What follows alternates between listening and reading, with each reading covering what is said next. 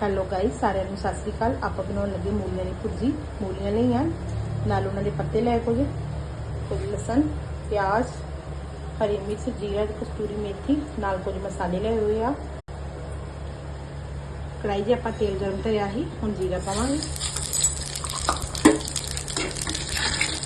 ਨਾਲ ਹੀ ਲਸਣ ਪਾਵਾਂਗੇ,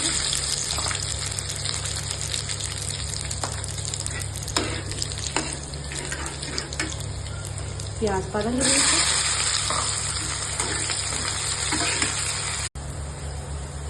आप मूलियां के विच पा देंगे।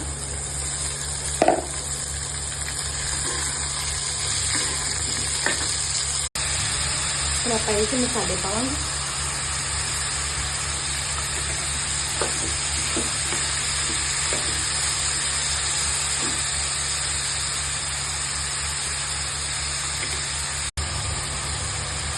दस मिनट अपनी सब्जी बनते लगेंगे।